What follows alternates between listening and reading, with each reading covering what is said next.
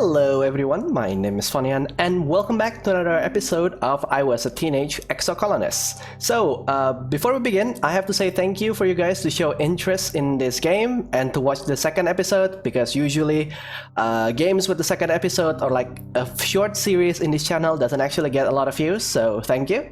So as a reward, I want to interrupt our part 2 of the gameplay by showing you guys some of hacks that you can actually do to the game.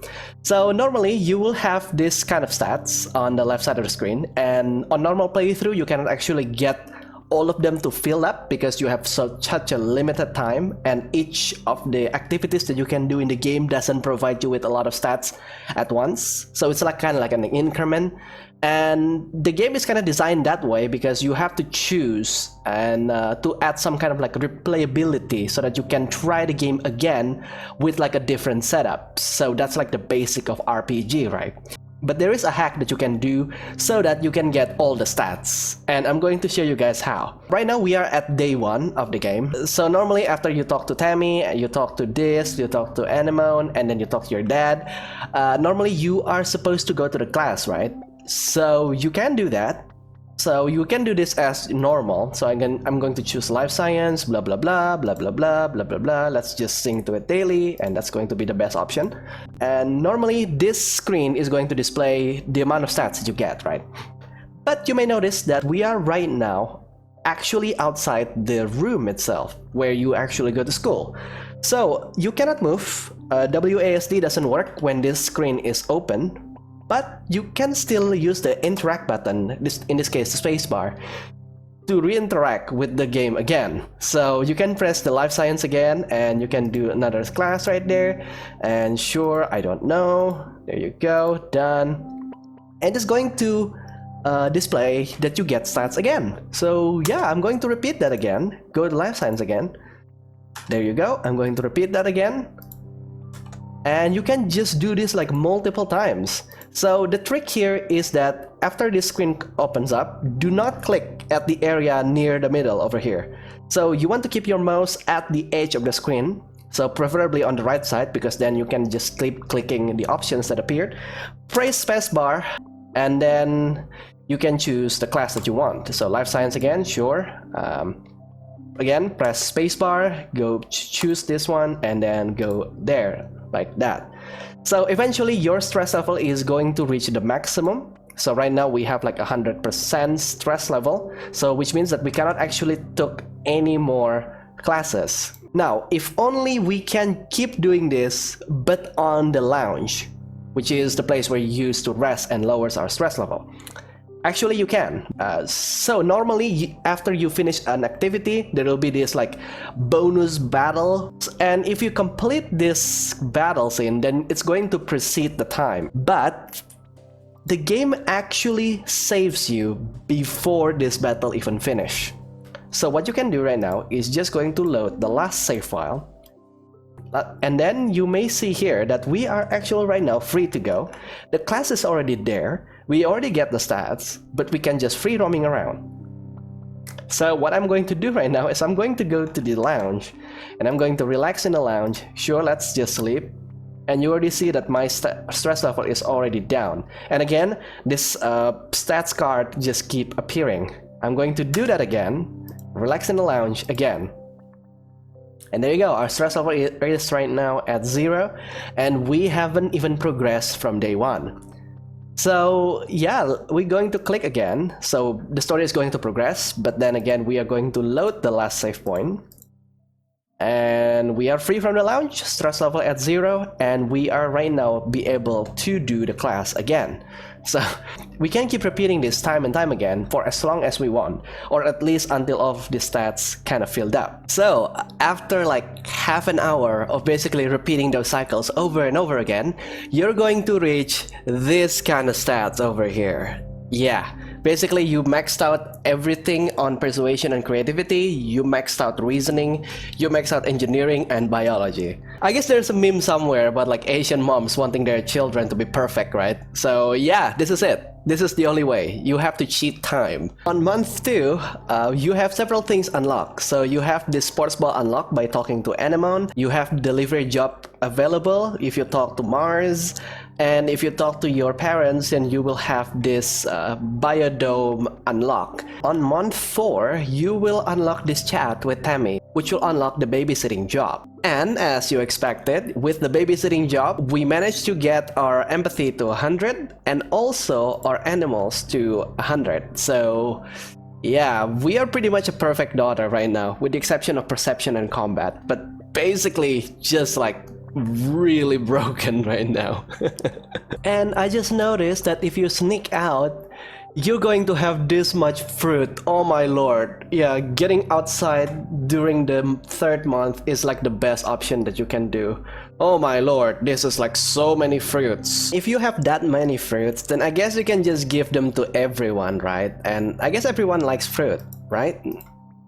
Yeah, at least everybody likes fruit, so that's going to be easy friendship, I guess. And by the way, this is what happens when you keep going out and collecting a lot of stuff and gifting it to your friends.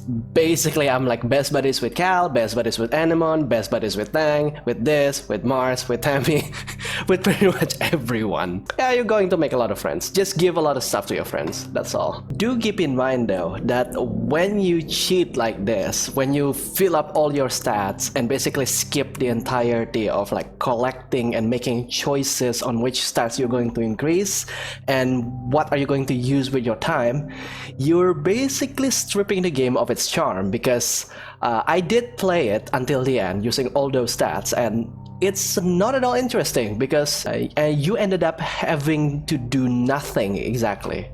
Oh, sure, like you can just go out and explore the world against your parents' wishes, but there isn't much to explore out there. The game kinda just like gone at that point. So yeah, proceed at your own risk. I would recommend to do this once you already finish the entire game though, because if you want to make like a perfectionist type of playthrough, then probably this is the way to go. But yeah, I guess I'm going to end this section over here and we're going to go back to the video. So I don't think I can do anything right now because my stress level is actually at 100. So I think we're just going to rest here. So yeah, the ship quarters are where everyone sleeps, eats, and hang out. The private bedrooms are small, you share one with your parents, but colonists spend most of their time in the extensive common area. There is a lounge and a cafeteria, and a crèche where all the kids and babies are taken care of communally. Sure, let's relax in the lounge. Alright, it's nice to take some time off to chill after the stress of school and work, not to mention the mental toll of just living on this unpredictable planet. You head for the lounge, a long, well-lit hall, along the other hall of the ship's midsection. It's strewn with tables and cushions, and serves as a communal living room for the tiny one-room spaces every family is assigned. Looks like you're not the only one who needs some downtime. Some of the other kids are here. Okay, I'm going to stick with my buddy Tammy over here, so let's join Cole and Tammy. Cole is braiding Tammy's long hair and weaving in strands of little colored bobbies. Bubbles? Bubbles, I think bubbles. This one calls a waterfall braid, I think, he says. I saw it in the archive of it, but it's really tricky. He's doing a terrible job at it, his short clumsy fingers getting all tangled up in the strands. Sure, let's braid Cole's hair. I'm not going to ship them because I'm going to be with Tammy. Ha! Alright. You sit behind him as he sits behind her, like a mini conga line. You braid some short strands of Carl's hair, putting one of little bubbles at the end of each one. He finishes Tammy's hair. It's almost unrecognizable as a waterfall braid, then touches his own braid and giggles. Now we'll do yours! They both shout in unison and laugh. Okay, we got more friendship with Cal. Nice. Alright, +1 persuasion and -30 stress, so that's good.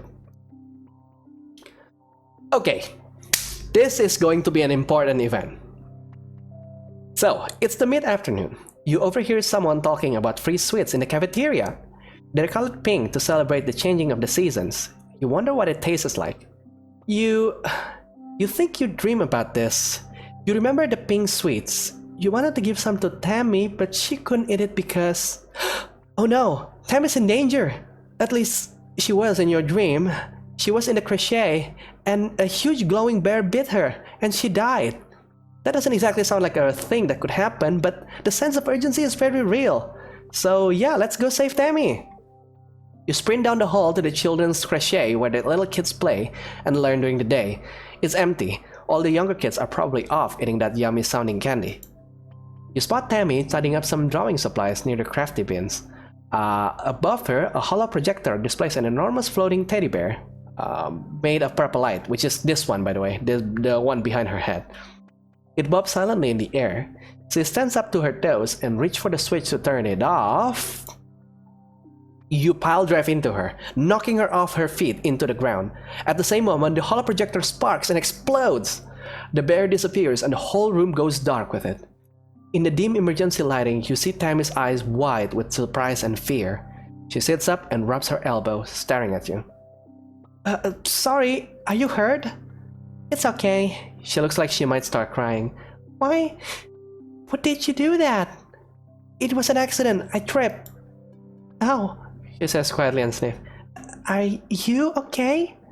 You tell her that you're fine and say sorry again. You're just so happy that you followed your dreams and got here in time. You decide not to mention the dreams since she seems weirded out already. After a minute, the light comes back on. The projector is dead, a thin trickle of stinky smoke coming from the base. Don't worry, says Tammy. Professor Hall can fix it. He can fix anything. By the time you finish cleaning up and say goodnight, you've forgotten all about the pink candy in the cafeteria. So no candy for us, unfortunately. But hey, we just saved a life. And had you choose other things there, Tammy is dead, basically. And I don't want that. That is actually what happened in my first playthrough. So because we have like a very high reasoning right now, yeah, our reasoning is at 12, so let's just do this. And we can actually get cards. Yeah, I'm sorry, I can talk right now. I'm working on my science fair project. We're going to show them off during the Phalantuminalia festival in that season. Okay, I suggest we study together. Yes, you would make an acceptable study partner. Agreed. Would you like to start now? Okay, so we got a card over here. That's good. Okay, let's study together. Okay, so we have to match 30, which I think is going to be quite hard with our current setup right now. But let's just try. So this is going to give us 10, and if I put this is going to give us also 10. I could just swap it with this one though, and that's going to give me, oh, just 8 apparently. Okay, let's start with that one. Alright, so every time you use the cards, that card is going to be disappear, and you're going to draw another cards from your deck. So okay, let's do this. Oh, okay, I think this is going to be easy. Yeah, this is going to be easy. Alright. Oh yeah, yep, that's just nice. Alright, victorious. Tang is impressed by your mental fortitude, your great memory, and your capacity for reason. Your big brain. And we get 2 kudos out of that. And here's the thing though, you can actually grind kudos doing this way, so you can just keep battling it with her again. So this time it's actually 29, which is actually better for me. You're looking for Cal in the garden when you nearly trip over someone else, one of the younger kids, and they're blindfolded? Hey! They exclaim, ripping the blindfold off their face and throwing it to the ground. It's Cyrus, one of Anemon's brothers. Oh, she has like a lot of brothers. He glares at you. I was almost done! Cal jogs over and grabs Cyrus in a friendly headlock, ruffling his messy red hair. You did so good, buddy! You were so close! Cyrus stamps his feet. It's not fair! I almost got it that time. Solana got in my way. It's not her fault, Cal says. She didn't know we were playing a game. Why don't you go take a break for a bit?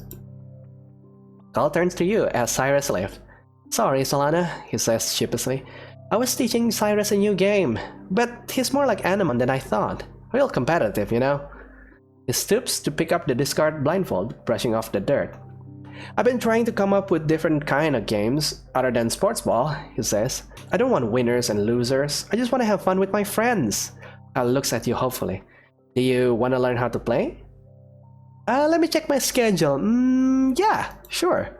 Cal smiles. Looks like it's gonna stretch right off your face. Radical, he shouts, jumping up and down with excitement. Okay, so first put on this blindfold. The blindfold is a little scratchy and smells like dirt. You can feel Carl's big hands on your shoulder.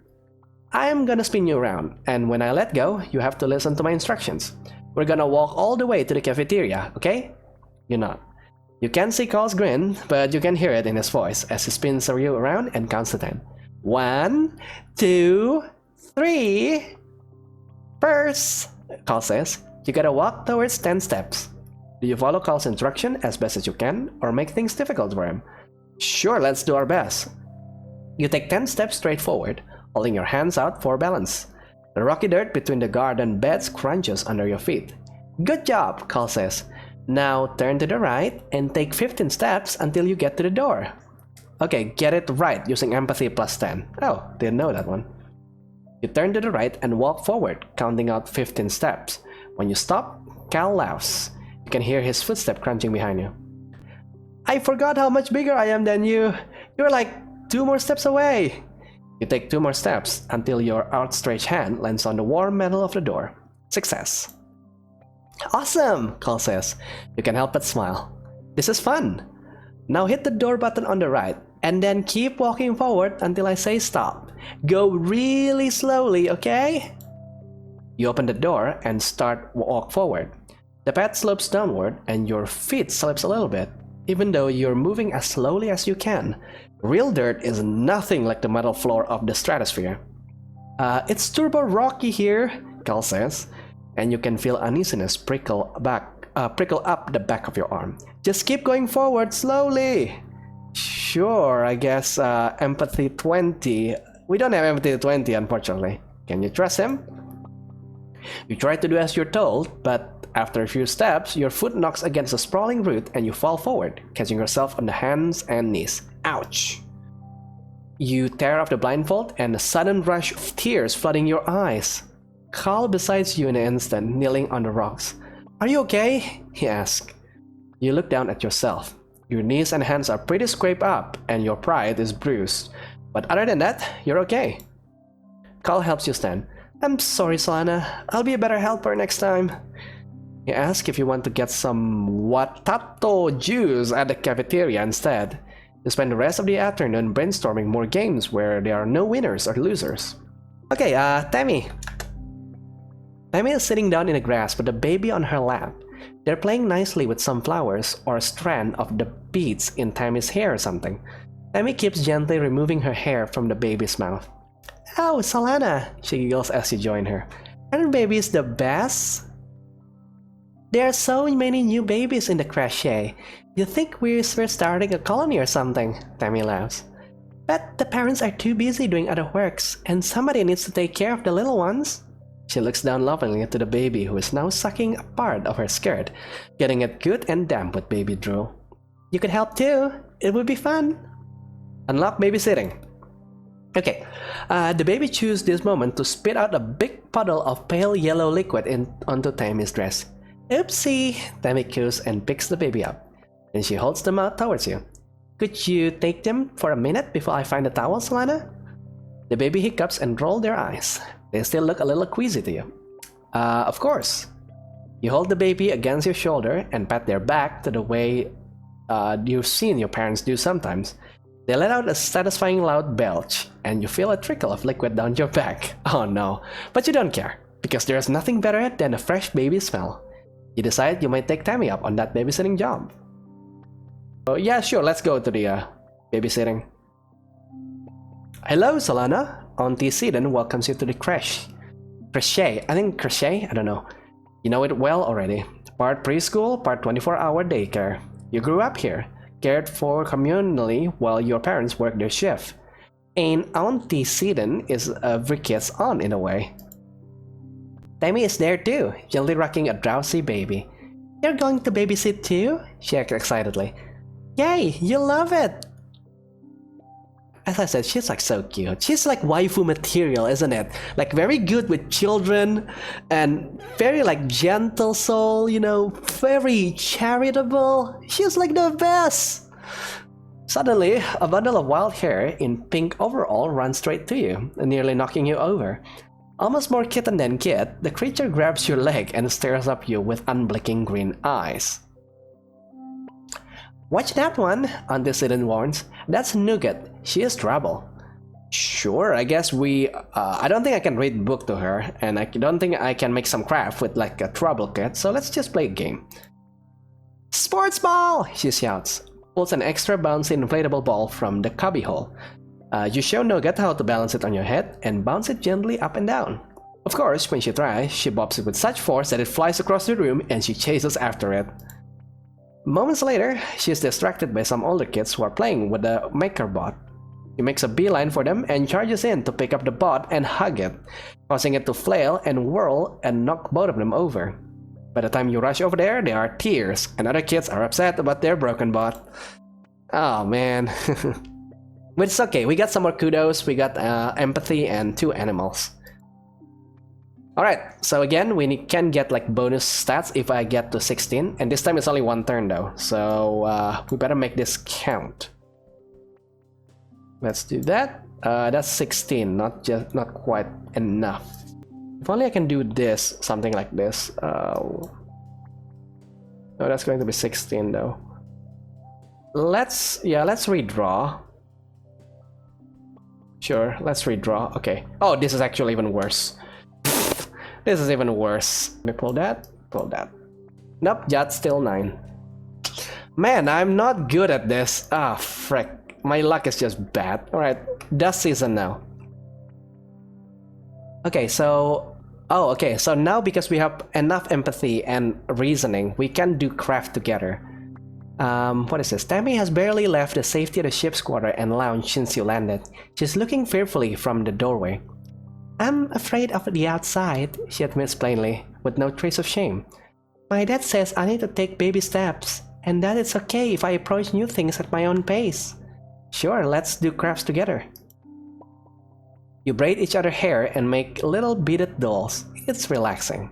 Right, with her, we actually can lower our stress multiple times. So I think I'm just going to do that. So I can just like do this again. And basically there's no game this time. This is actually way better. So I guess I'm going to speed up this process. So yeah, let's just cue the montage.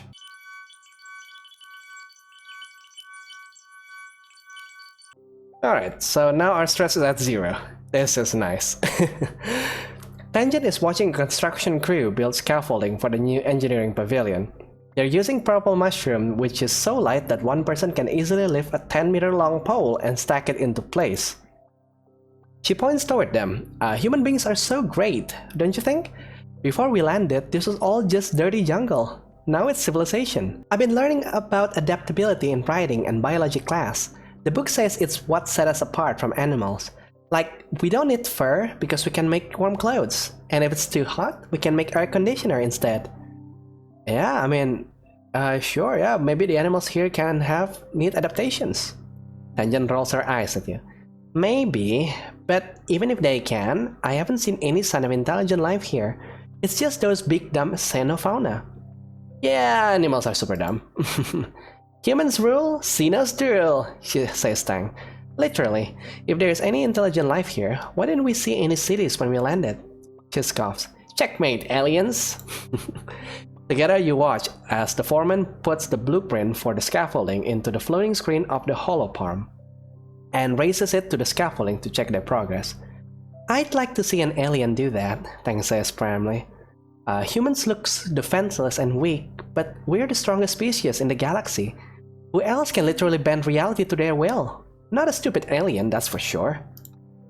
She puts one finger to her chin. I'm living proof that humanity is greater than our biology, she says. All of us are, really. With our genetic enhancement, we're the next step in humanity's evolution from great ape to galactic superspecies. Yeah, that's kind of true because all of us here, like the childrens, are actually genetically modified so that we have like superpowers. That is like the stats that we choose in the beginning. Okay, your mom looks annoyed. Solana, she begins with a sigh.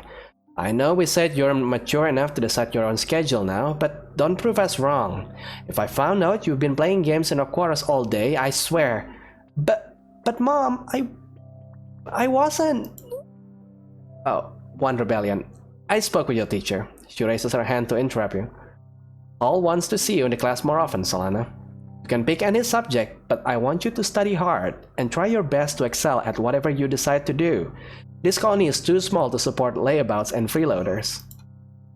We tried to swallow your frustration. Nothing good ever comes from arguing with mom.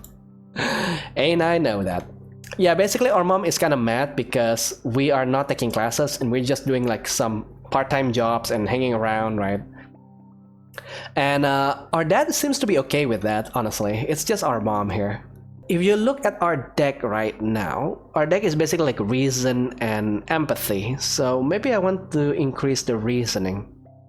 Yeah, our empathy is at 14 right now, so... Alright, let's increase our reasoning. Yeah, let's study engineering. So much math! It's everywhere! Physics is math, computer runs on math, electricity, mechanical engineering, chemistry, and anything to do with space, math! Behind everything is some equation or other to calculate how to turn one thing into something else, or to tell how efficient something is. They should have called this whole branch of science mathneering. Honestly, it's kinda true though. There is kinda like this stupid debate about whether math is actually science or not. And also there's like a debate whether math is like discovered or invented. Let me know in the comment section below what you think about it. Okay, for engineering and 2 reasoning, that's nice. Engineering challenge, only 15, so that should be relatively easy, I think. I think I can just do this, right? Yeah, that being said though, if you don't have any luck, then I don't think you can actually do anything here. Or maybe I can... No, I'm 1 short. Okay, let's do this. Oh, but we'll switch it to social. It's... Oh, actually. Yeah, sure. Wait, why is it not increasing though? Huh? Oh, there you go. Okay, win. 1 engineering. Sure. It's time for Vertumnalia, a festival to celebrate life here on the planet Vertumna. Everyone gathers in the colony square to hear Governor Eudicott's speech. In ancient Roman times, Eudicott begins, then clears her throat and waits for everyone to quiet down. In ancient Roman times, Vertumna was celebrated as the god of seasons, change, gardens, and fruit. It's no coincidence that this lush planet we find ourselves on today was named after that deity. We will continue the Roman traditions of Vertumnalia, a midsummer festival to celebrate Vertumna, our new home. The colonists here cheer and clap. You start to tune the speeches out after that, but boy do they continue. The council gets on stage, one at a time, and to say something. Governor Eudicott announces each one. Governor Eudicott, Command Chief Administrator Sick, Garrison Red, Engineering Instance, Geoponics Flulu, which is our mother, Quarters Antecedent, Expeditions Melatonin. I kind of noticed that all of these are, scientific names for like something like biological or things like that.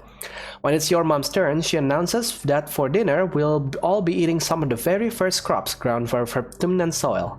I guess that makes sense, yeah. And now for the fun stuff. Professor Hall and Security Chief Red have organized a 3-part competition for the kids. It will be a Vertumnalia tradition. So because we have creativity and yeah, I guess I'm going to go with reasoning this time around. Yeah, our reasoning is actually better than our creativity.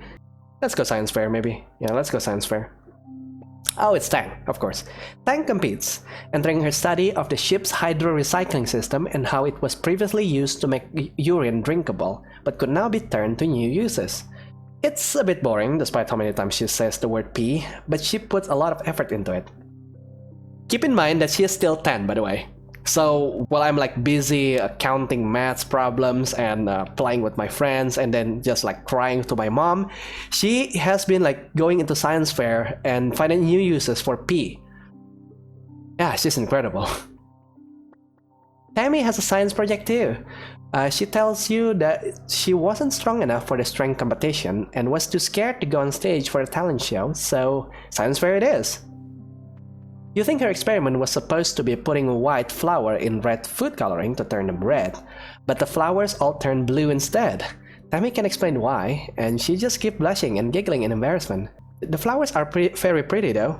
Sure, let's battle reasoning. Okay, 3 rounds, no reward. Mental blue flashes worth +3. I see. Sure.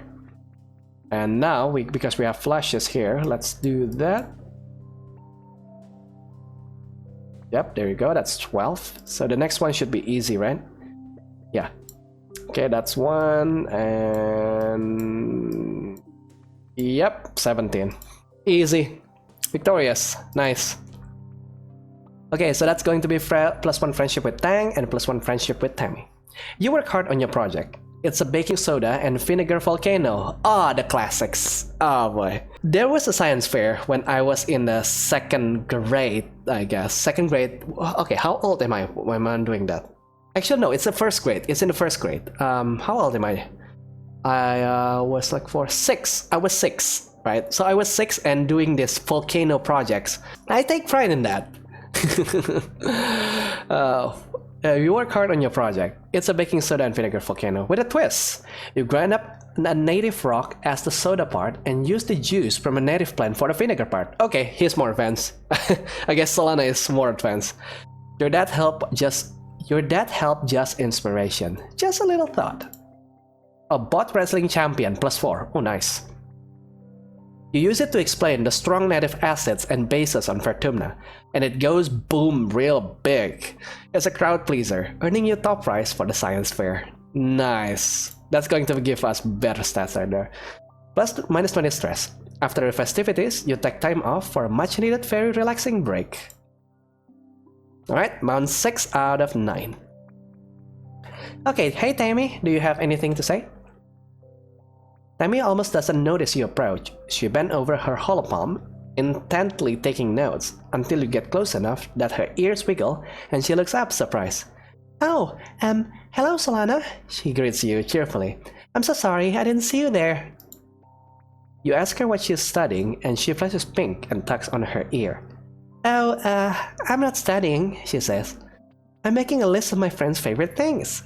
She laughs, a little embarrassed. And, well, you're my friend, Solana, so what's your favorite color? Judging from our hair, I'm going to say blue. She notes your answer, then asks what your favorite dessert is. Fresh fruit. And we carefully notes this as well. Okay, last question. What is your favorite toy?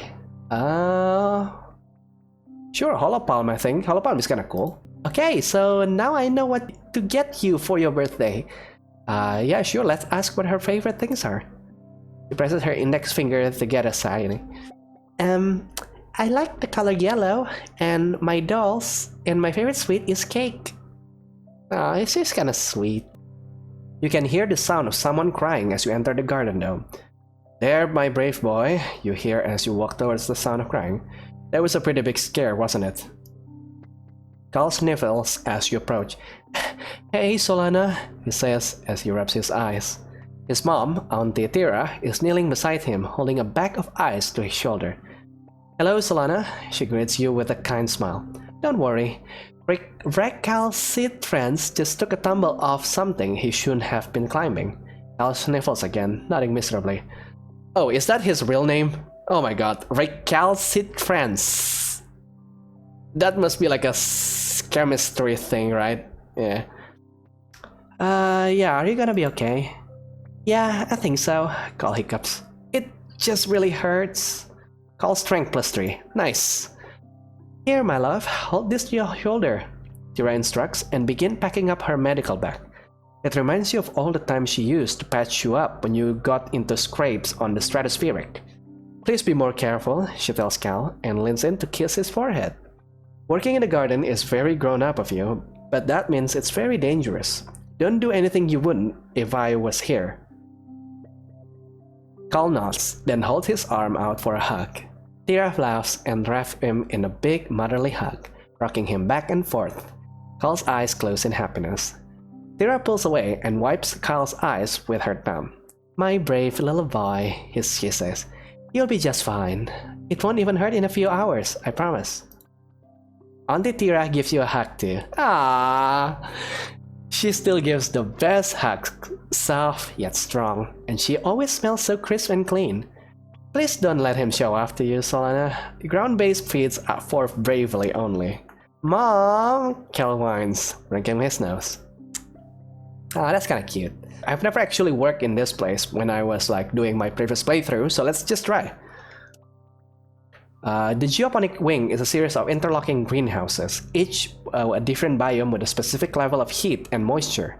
Some contains autumnal plants, some plants from the earth, and a few rooms are so delicate you have to spray off any germs in the airlock before you can enter.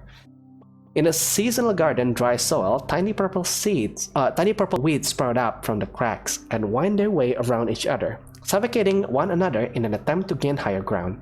Okay, let's shovel dirt. It's your first day in the glorious world of agricultural soil convenience. Oh boy. Okay, Solana, looks like you're working for your old lady. She walks you around the geoponic wings and points out where everything is. Your job is to move, sort, compose plants, garden waste, and equipment from one place to another. Get comfortable with this. She pushes a squeaky old-fashioned wheelbarrow over to you. Now, any questions before you start moving that dirt? Yeah, don't we have machines for this? The construction crews already claim all the hoverlifts, she shrugs. But they'll break down in a few years anyway, and we don't have the materials to fix them. She grips your forearm. We're a planet side now. Use your muscles, nature's hydraulic pistons. That's kinda true actually. Where do I move it again? From over there, she points to the dirt pile. To there, she points to the identical pile 10 meters away. She sees your confusion. We had some very precious soil from Earth on the ship, full of all the nutrients and bugs and bacteria our plants need to grow. But it was lost, she sighs, in an accident. Now we have to make more from scratch using fertile soil. This is part of the process. Oh, that's going to be really hard though. I know that NASA has been researching about like Martian dirt and also how to make Martian dirt into like a Earth dirt, and the research has been going quite well so far, but it's not like it's easy. It's not like it's easy. Why not use hydroponics? On the ship, we grew most of our plants with their roots in the water, and it's true it was more hygienic that way. She brushes an insect off her arms, which lets out a huge squeak of objection. But hydroponic system use too much energy. Here we have to grow things the old-fashioned way. Let's get to work! That's my girl. Oh, that's a minus 10 stress, that is just fine. Toughness. Your arms start to ache after the first half hour of work, but you keep going. By the end of the week, you feel utterly drained and exhausted. And good somehow. You can feel your muscles growing already. Okay, 5 toughness, 5 kudos. Alright, toughness challenge. We're going to use logic and social skills to boost our toughness, which is kind of strange. Sure, let's do that, that, and that. Oh, actually, let's put that there. Oh, that's not enough. Oh, man. Oh, we're not strong enough to do this, though. Can I actually arrange it in different ways, perhaps? It's fine. You cannot actually win them all. You're having a terrifying familiar dream. A monster crashing through the walls, unfathomably large, every part of it wriggling and moving and searching for something. It trambles through the colony as you watch helplessly. Time shift to the wreckage of your home. You're picking through it, looking for something. Tears streaking down your dust-covered face as you lift heavy pieces of debris, searching. You wake up shouting, "No!" But your voice is drowned out by a deafening rumble from the skies outside. The bedroom window is covered in water? It's pouring down from the clouds. You guess this must be rain. There is a bright flash from the outside, then another crack and rumble. Thunder! It must be a thunderstorm! It's still early hour in the morning. You've already forgotten your bad dream, but you are too unsettled to go back to sleep yet. Run outside and play in the rain? Sure, why not? One rebellion. It's surprisingly warm outside, and the water feels nice hitting your head. Everything smells fresh and damp and wonderful. You don't go too far from the door to your quarters, but it's exciting being outside in the dark, watching dramatic streaks of lightning arc down to the hills behind the colony. Right, Mount 7 out of 9, wet season. Tangent is deep in conversation with one of the other scientists. He seems to be consoling her, though Tangent's face betrays no emotion as he claps her on the shoulder and reassures her that she is doing really well for someone so young, and that everyone compromised some of their samples when they were first learning. He leaves, and Tangent sighs as she goes to put her head in her hands, stopping short when she realizes she is still wearing gloves. She peels them off and digs her finger into her eyes. "Are you okay, Tangent?" "I'm fine," Tangent replies immediately. "I compromised an experiment I was working on because the vent was still open when I was spraying the workstation down with sanitizer." She sniffs. "It's so gross here," she says. "I probably did that fungus a favor." Tangent takes a bottle of sanitizer from under her workbench and cleans while she speaks. "There's pollen and spores everywhere," she whines. "And he comes over here and tells me it'll be okay, Tang. Like it's his job to console and patronize me." She makes a disgusted noise. "And for that matter, why does everyone always shortens my name? It's 2 syllables. Tang-jen. And the nasal sound is alfoliar, not feller." Oh my god, she's so nerd. "I may as well be Tan. At least then I'll be thematically appropriate." Tanggalang, okay. Sure. Okay, I'll expect that, Tangent." Tangent shoves the sanitizer back under her workbench. "Don't you understand?" she says, frustration seeping into her voice. "It's not the name that matters. I don't care what people call me. I'm not my name." "What matters," she continues icily, "is when they treat me like a little kid. I don't need someone to pat me on the head and tell me it'll be okay, and the adults will make it all better. I messed up," she says. "Just let me fix it. Don't make a big deal about it like I'm a child with a boo-boo." Oh man, she's so upset. Let's do engineering again. "Your first test? Already? Calm down, class," Hall smiles. "This quiz is just to find out where you all stand and what you want to learn in this class. It will help me to tailor your personalized lesson plan for each of you." The test pings on your holopalm and you open it. It starts easy, suspiciously easy. Sure enough, every section is harder than the last, and you're quickly stumped by a question. You know the teacher said you weren't supposed to be able to answer all of them, but you look over at Tang. She was just breezing through the tests. Your competitive side has an idea. Yeah, let's not cheat, yeah. Let's try our best. Or make a video game instead. What the heck? Keep between rounds. Flunking a test. Acing a test. Yeah, let's just try our best. 1, 2, that's 11. Continue. Alright, and then... there you go, that's 7. And then we can just... this has the highest value, sure, let's do that. And then... let's do 2 adjacent cards. Yeah, this is going to be easy. This is super easy. Yeah, there you go. Win! You plow forward, skipping the questions you don't know and coming back for some of them later. Nice. You got an A, which means advanced class. You still got some wrong, which is a little frustrating, but the teacher tells you those questions were designed for much older students. It appears we'll be working on advanced materials together, Tang says, impressed. Oh, 1 more friendship with Tang. Nice. 4 engineering, 3 reasoning, 1 bonus. Am I going to get like another bonus test here? Yep, there it is. 2, and then put this one there and that one there. Yep. Really easy. 1 engineering. Nice. Month 8 of 9, wet season. Okay, so we have some stress right now. Let's clear out our stress down by just spamming. Tammy is sitting on a little stool in the sun, reading a fairy tale picture book on her holophile. She sighs. Are you okay? I'm okay, she hesitates. It's just that, look at all the pictures of this princess and princesses. The princesses are always the taller one, but I'm so big. I'm even taller than Cal. How can he be my prince if I'm bigger than him? Oh, you know, you can just go with me, right? It's true. Tammy is the tallest girl you know. Taller than the boys. Even Cal, who is a year older. You know she and Cal are close friends, but You never thought of him as her prince before.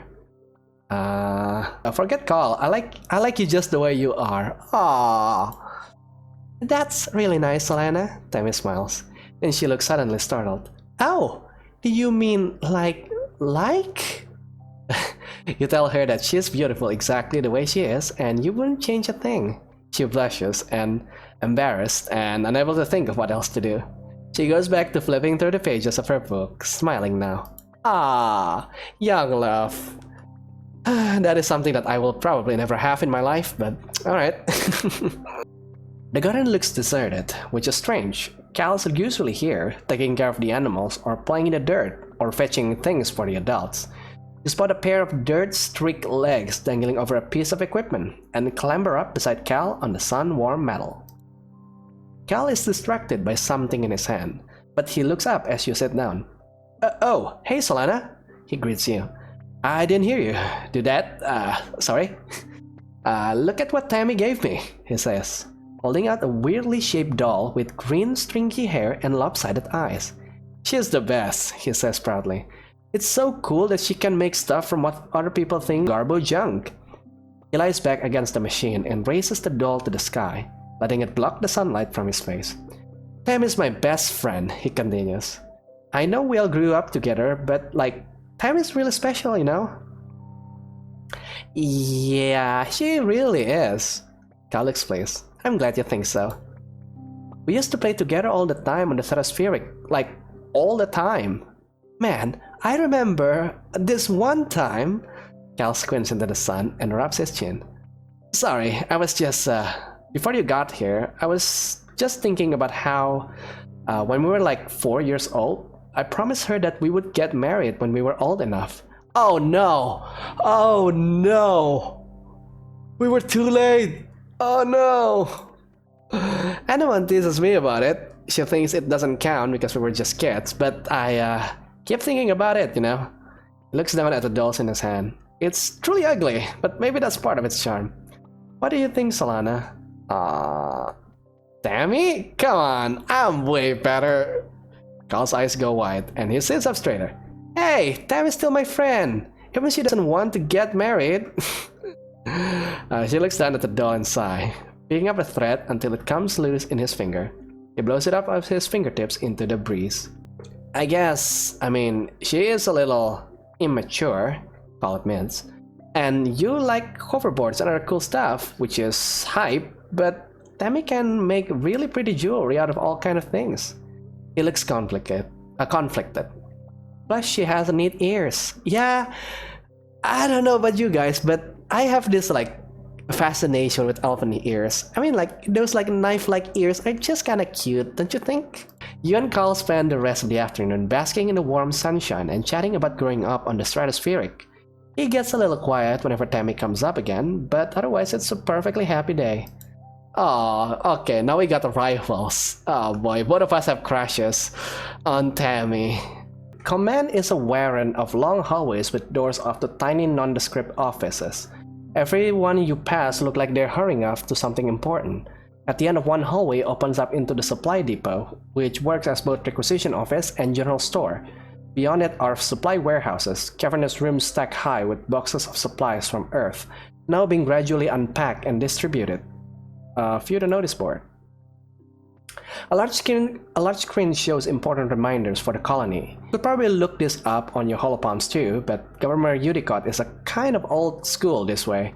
Notice, take precaution outside the colony boundaries. Xenofauna has been sighted in the area. Survey teams are investigating. Interesting. So maybe I want to do another engineering class? After all, we are in a team with Tang right now, right? So why not? Sure. Engineering again. Professor Hall teaches you about nanites and grey goo this week, and you can't stop thinking about it. All it would take was one single microscopic self-replicating robots to end all life on the planet. Shudder. Alright. Engineering plus 1 bonus. Engineering challenge, just 11. That's easy. Switch that up. Yep, there you go. Best score, engineering. You work well this week. Nice. The days has been getting shorter, with only the yellow sun barely skimming in the horizon. One morning you wake up in the darkness and have to check your holopalm to know what time it is. Morning, but the stars are still out. They say it's going to stay like this for 2 weeks before the blue sun makes its way back into the sky. The wormhole is the hugest thing you ever seen it. It's a massive ethereal ring in the sky. The planet must be very close to it now. Are we in trouble? Because you don't want to get sucked into the black hole, right? And out in the jungle, something new is taking place. The plants are flowering, glowing, iridescent blooms, and everything is full of life. There are strange new sounds, long hooting calls, and gurgling roars. The council wants everyone to stay safe inside. Tammy's dad and the other surveyor have been called back, and the gates close. There is a tension in the air, as if everyone is waiting for something. Month 9 of 9. Okay, this is the last part of the demo. So, yeah, we cannot actually do anything here. All of our friends are actually inside right now. Yeah, sure, let's do some babysitting. You and Tammy are putting a couple crochet kids down to sleep for the night. These are children who are raised completely communally instead of a family unit like you were. You think they're lucky because they have such a huge family and so many siblings to play with. Tonight's story, Tammy begins, is about a little facubot named Litter. One night, while Litter was charging, there was a power surge in her charging station. Zap! Tammy tickles the children for emphasis. And the next morning, when Litter woke up, instead of cleaning, she decides to go on a grand adventure. Tammy makes the story up as she goes. She has the facubot venture all the way out for her geoponics dome to the other side of the colony, to meet her cousin bots in engineering. But everything goes wrong and the little facubot gets scared and lost. After Captain Udicott saves her and brings her back to geoponics, the little facubot vows to never go exploring again and lives happily ever after. The two kids are sound asleep. So we can choose here. So +1 to adjacent social cards, or all cards to the right become social. Ooh, all cards to the right become social is really good. So the moral of the story is to never have adventures. But, Tammers, it's dangerous out there. I wouldn't want this dude to sneak out of the colony and get hurt. That's why I like stories. We can all have adventures in our minds instead. Safe adventures. Yeah, I think we have to encourage her to be a little bit rebellious, maybe. It's good for her health, right? Sneaking out is an important part of childhood. You argue that if we didn't test our boundaries, how would we know what we're capable of? Or what our limitations are? Bumps and scraps are a natural part of growing up. Tammy shakes her head, looking down at the sleeping children. But what if it was worse than bumps or scrapes, Alana? It's not worth the risk. Okay, 3 empathy, 2 animals, 7 kudos. Alright, empathy challenge, just 13 though. That should be easy, I think. It's only 7 though. Oh god, I might not win this one though. Yeah, it is. I don't think I can win this one. This is a bad draw. Okay, give up. Sure. It's daytime when the emergency siren starts up.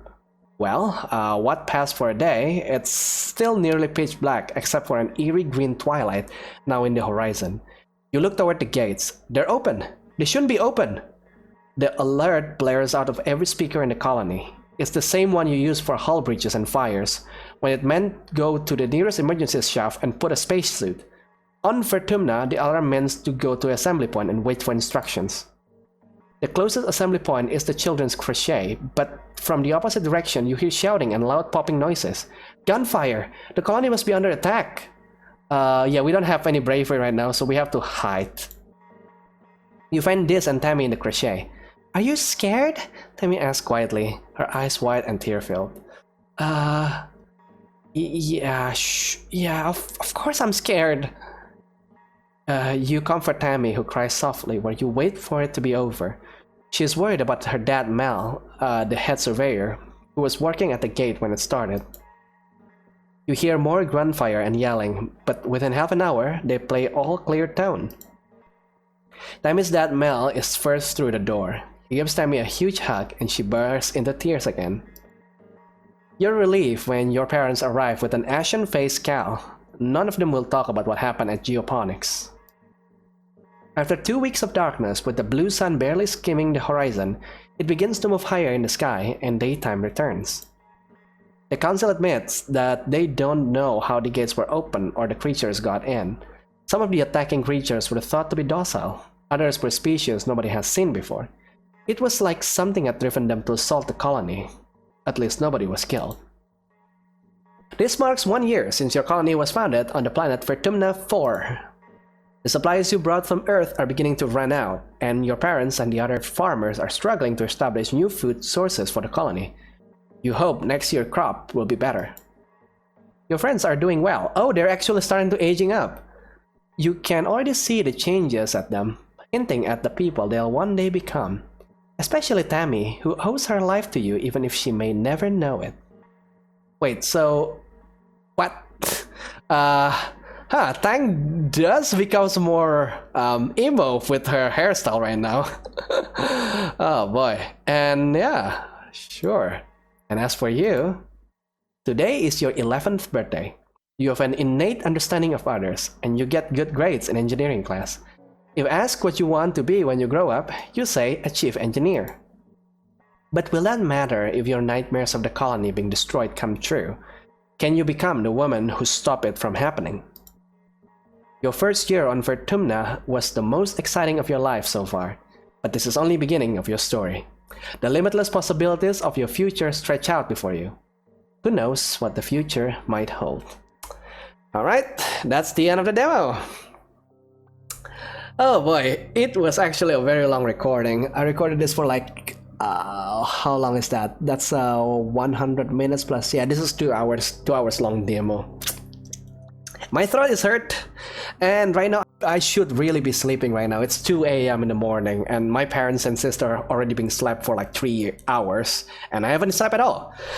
Oh boy, right, but I don't have anything better to do tomorrow anyway, so yeah, I'm already graduated from my university, so it's fine. Yeah, I guess I'm going to leave you guys there. Review. Honestly, this is one of the first fully narrative games with like a branching narrative that I played in my, well, in my history playing games, I think.